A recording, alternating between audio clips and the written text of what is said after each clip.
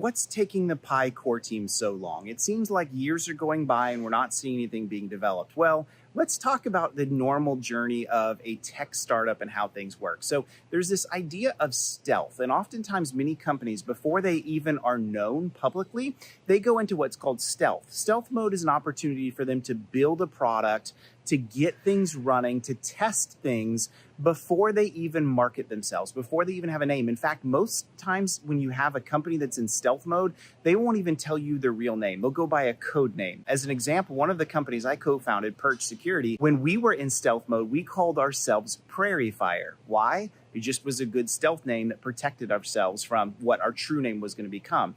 And it's not only that, it's also this ability to stay kind of quiet, gives you the opportunity to build your company quietly without any other outside detractors or distractions.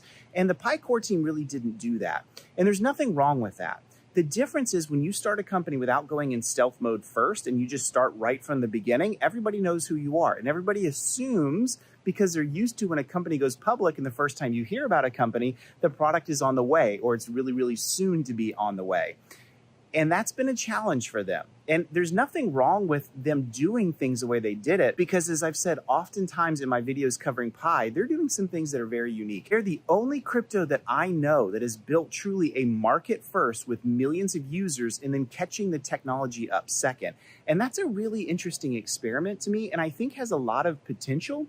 But it causes its own challenges. And one of those is a lot of people sign in and get up and using Pi and they're excited about it. And they wonder, what the heck is happening? What's taking so long? Well, that's a huge indicator of what takes so long oftentimes. When a company doesn't go through stealth, we oftentimes think, what is taking so long? What is causing the delay and all of the significant time before we finally see this whole thing come to light? And that's been the challenge. That's the first thing that I wanted to talk about. Now, the second challenge is this: funding.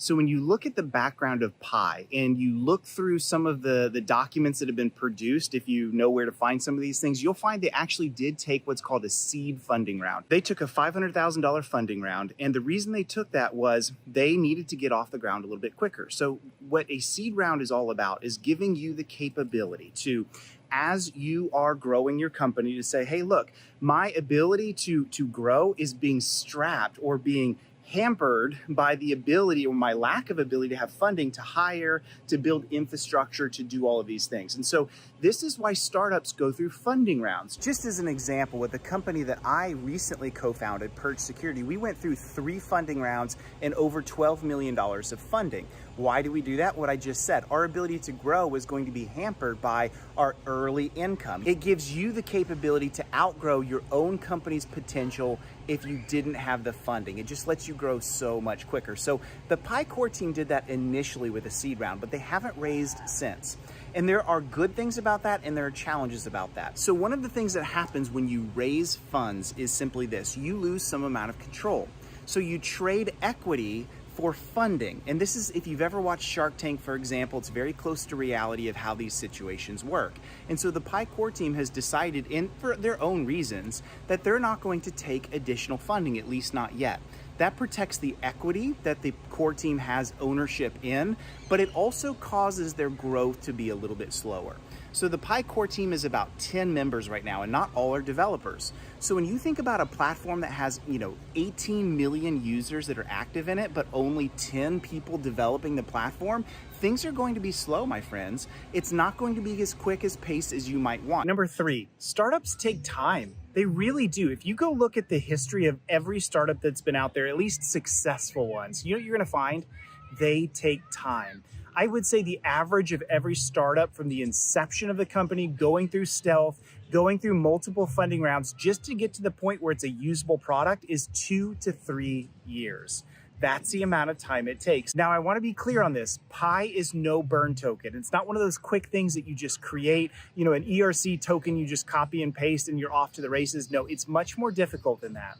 And so because of that, we have to be patient in the journey of the Pi platform itself. It takes time. We've seen progress. Remember that we have the testnet that's out there. We can actually transfer real transactions. It's with TestPi, but we see that it's working. Fourthly, I want to be as fair as I can in my criticism. One of the things I would like to see the Pi core team do a lot more of is just bring the community into what they're developing. So I talked about this a little bit before in the beginning of the video, but they're trying to do some new things, talking about things like the security of the platform, warning of how scams work and what you should and shouldn't know. Those things are so valuable in a cryptocurrency ecosystem that, as I just said, we're bringing new users in. But what I would love to see them do a little bit more of is, what are they building each week, each month? What is going on inside of it? We know from week to week, it can certainly be monotonous, and we may not see significant changes week in to week out, especially with a small team of like 10 or so on the core team. But we do know it would be good to see, at least within the month, what is being built? What is the focus? What is being accomplished?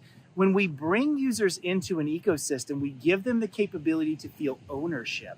We give them the feeling of, whoa, I have a say in this, and I have the ability to see what's going on and can be early on something, which is such a powerful motive for the end users, those who are ultimately going to preach the mission of whatever it is that they are wanting to use